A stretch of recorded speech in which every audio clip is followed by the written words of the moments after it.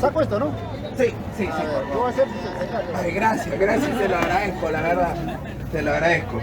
A ver, vamos por ahí viendo las imágenes de los personajes. A ver, ¿quién los identifica?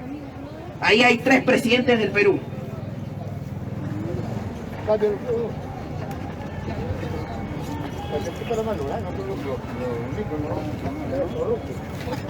A ver.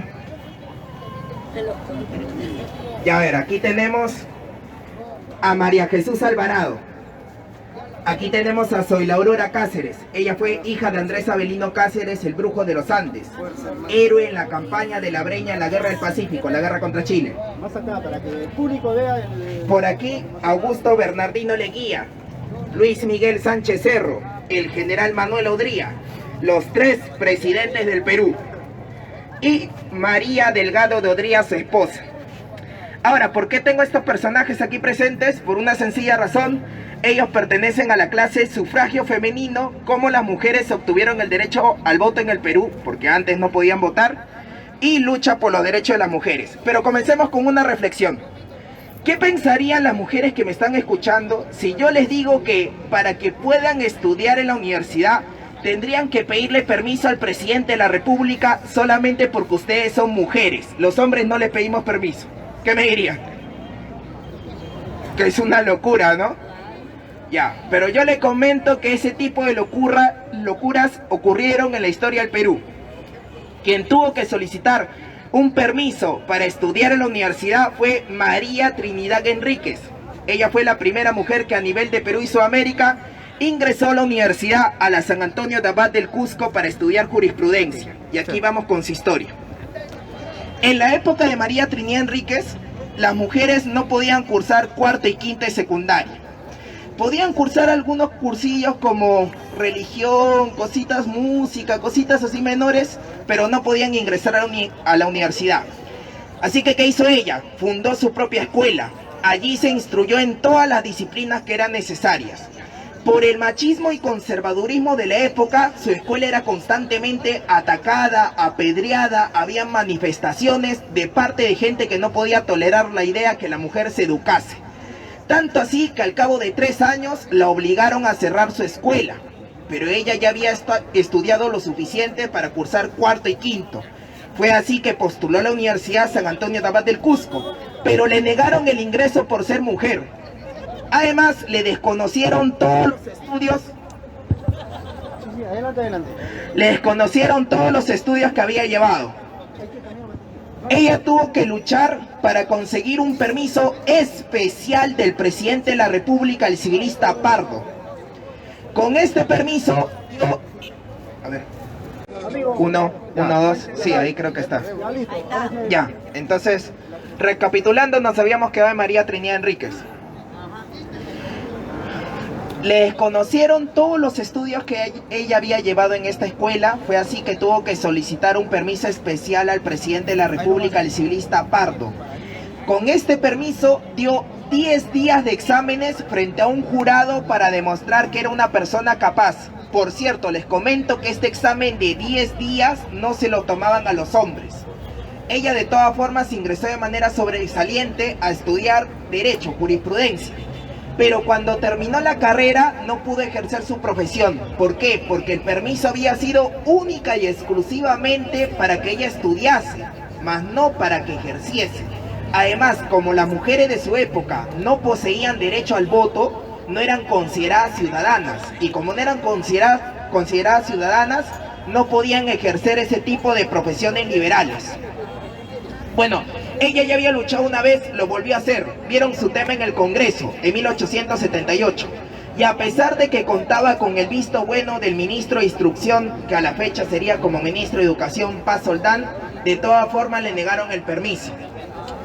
Pero el presidente Nicolás de Piérola excepcionalmente le iba a dar un permiso para que ella se pueda graduar como abogada. Ella le solicitó que ese permiso fuese para todas las mujeres y ante la negativa de Piérola decidió no aceptar el permiso y se quedó como jurista. Y respecto a lo que sucedió en el Congreso, lo habían derivado al Poder Judicial, era el año 1878, ahora aquí va lo que pasó. ¿Se imaginan que si en situaciones normales los procesos en el Poder Judicial demoran años y años y años? 1878, un año después, 1879, la Guerra del Pacífico, la guerra contra Chile. Su juicio demoró tanto que ella falleció y aún no llegaba el fallo. Y cuando fallaron, póstumamente ya claro, fallaron en su contra. Así que esa es la historia de María Trinidad Enríquez. Bueno, ahora sí vamos a presentar, por eso, bueno, ya presenté a los personajes: María Alvarado, Zoila Aurora Cáceres, Augusto Bernardino Leguía, Luis Miguel Sánchez Cerro, el general Manuel Odría y María Delgado de Odría. Bueno, empecemos con María Jesús Alvarado. En 1911, María Jesús Alvarado dio una conferencia sobre feminismo en la Sociedad Geográfica de Lima. Allí, parafraseando lo que dijo, exigió 4 cosas para las mujeres. La primera, más educación y mayor amplitud en ella, por los motivos que les he comentado antes. La segunda, acceso a las profesiones liberales, es decir, que las mujeres pudiesen ser abogadas, ingenieras, lo que ellas se propusiesen. Tercero, igualdad de derechos civiles entre los hombres y las mujeres. ¿Por qué? Porque el Código Civil de 1852 estaba escrito que la mujer casada debía obedecer a su marido, así tal cual lo decía en el Código Civil. Y el cuarto punto, derechos políticos, que la mujer pudiese votar y ser elegida. Ahora, en la conquista de estos derechos, al menos en el corto plazo, no tuvo tanto éxito, y menos en el gobierno de este señor Augusto Bernardino Leguía, que fue una dictadura, el oncenio, 1919-1930. El gobierno de Leguía fue terrible por varias razones, aunque aquí voy a citar 2. La primera, porque dio la ley de conscripción vial. ¿Y qué significaba eso? Que todos aquellos varones de 18 a 55 años tenían que servir obligatoriamente en la construcción de carreteras para el Estado. Ahora, ¿cómo te librabas de ese servicio que era obligatorio? Pues pagando una multa. Entonces, al final, ¿quiénes se imaginan que terminaban construyendo las carreteras? Los más pobres. Además, el segundo punto es que sobre el final de su gobierno, Leguía dio una ley por la cual se eliminaban las elecciones municipales y los alcaldes ya no se iban a escoger por voto popular, sino se iban a designar mediante una junta de notables. Es decir, cambiábamos la democracia por la dedocracia. Esta medida temporal se dio en 1929, pero duró hasta 1963, así que tan temporal no fue. Bueno, retornando a María Jesús. En 1924, un grupo de obreros quiso denunciar lo injusto de la ley de conscripción vial a través de una publicación, pero ninguna imprenta se atrevía a sacar el material por temor a la dictadura. María Jesús Alvarado prestó una imprenta que había autogestionado junto a otro grupo de mujeres a los obreros. Ellos sacaron el material. El gobierno se enteró, le destruyeron la imprenta, la interrogaron para que revelase los nombres de los autores de esa publicación y por negarse pasó 6 meses en la cárcel de Santo Toribio, que al día de hoy es el Colegio Mercedes Cabello, que está por el Congreso de la República. Y cuando terminó los 6 meses fue exiliada hacia Argentina y se convirtió así en la primera mujer peruana exiliada por razones políticas de nuestro país, María Jesús Alvarado. Por cierto, el colegio María Alvarado, que está en la avenida 28 de Julio, llegando al Hospital del Niño, llegando a la Brasil, hay un colegio que ocupa toda una manzana, ¿sí o no? Ya. Ese fue el primer colegio que dictó en el Perú secundaria completa para las mujeres. Bueno, ahora vamos con Zoila Aurora Cáceres. Zoila Aurora Cáceres fue hija de Andrés Avelino Cáceres, el brujo de los Andes, quien fue presidente del Perú en 2 oportunidades y también sirvió a la patria en lugares tan lejanos como Italia. Bueno, ella pudo tener acceso a una formación privilegiada, fue así que se dio cuenta que la situación de la mujer peruana estaba bastante relegada respecto a otras latitudes. Antes de que la voten del Perú, como pasó con María Jesús Alvarado, ella decidió autoexiliarse. ¿Y regresó cuándo? Cuando Luis Miguel Sánchez Cerro le dio un golpe de estado a Leguía y lo sacó del poder. De tal manera regresa al Perú y presiona al presidente Sánchez Cerro y a la Junta de Gobierno para que se debata el sufragio femenino en el Congreso, cosa que consigue. En 1931 el asunto se debate en el Congreso, pero le niegan el voto a las mujeres. ¿Bajo qué argumentos? Decían que darle el voto a las mujeres podía ocasionar la destrucción de la familia, divorcios, etcétera, etcétera, etcétera. Y bueno, no tienen por qué creerme a mí, sino todo eso está documentado en el Diario de Debates, que es un documento que existe hasta la fecha. Cada vez que el Congreso sesiona, se transcribe todo lo que dicen los congresistas. Y bueno, vamos a leer ahorita lo que dijeron los congresistas. ¿Me ayudas?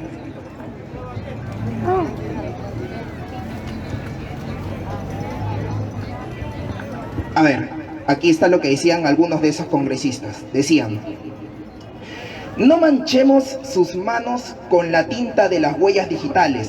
Conservemos las manos de la mujer blancas e inmaculadas hasta que las hayamos colocado en el verdadero sitial que le corresponde. No sé qué quiso decir, mucho palabreo para no darle el voto a las mujeres. Por aquí otro dice: permitiendo el voto político a la mujer, se habría conseguido sembrar la anarquía y el caos en el seno del hogar, en el que los roles estarían confundidos. Emilio Abril Vizcarra. Por aquí otro congresista dice: a consecuencia de la participación de la mujer en política, llegarían a suceder una serie de cuadros pavorosos, como luchas, lágrimas, el abandono de los hijos, separación, divorcio. Emilio Venero. Todo eso está documentado en el Diario de Debates. Bueno, de tal manera le negaron el voto a las mujeres, pero 2 años después, en 1933, volvieron a debatir el asunto y decidieron otorgar una pequeña concesión a las mujeres. Decidieron darle el voto, pero solamente en las elecciones municipales. Ahora, ustedes se preguntarán, ¿por qué solamente en las municipales? ¿Por qué no en las congresales y en las presidenciales? ¿Por qué? Porque decían que la cuestión municipal solamente se encargaba de ver el tema del ornato, de tener bien cuidaditas las calles, cositas que requerían pensar menos, bajo la lógica machista de que las mujeres son menos capaces que los hombres. Además, si han estado atentos, se darán cuenta que el derecho que la mujer conquistó en 1933 no servía absolutamente para nada. ¿Por qué? No han estado atentos. ¿Por qué? Porque en 1929 les comenté que Leguía había anulado las elecciones municipales. Nadie votaba para escoger a los alcaldes, se escogían mediante una junta de notables, a dedo. De tal manera que tuvieron que pasar los años hasta el gobierno de Odría, el ochenio 1948-1956. Fue en septiembre de 1955 que se aprobó la ley que otorgó ciudadanía a las mujeres. Y obviamente con la ciudadanía vino el ejercicio del voto. De tal manera que un año después, en 1956, las mujeres acudieron por primera vez en la historia del Perú republicano a las urnas. Cuando las municipales se reanudaron en 1963, postuló la primera mujer a la alcaldía de Lima, María Delgado de Odría, esposa de Odría, quien quedó en segundo lugar. ¿Quién le ganó? Luis Bedoya Reyes, el Tucán, quien construyó una parte de la Vía Expresa, otra parte de la Javier Prado, etcétera, etcétera, etcétera. Bueno, esta ha sido la clase Sufragio Femenino y Lucha por los Derechos de las Mujeres. Vamos a finalizar dando un fuerte aplauso, no para mí, sino en memoria a las mujeres que lucharon por un Perú más justo. Muchísimas gracias. Un aplauso para nuestro amigo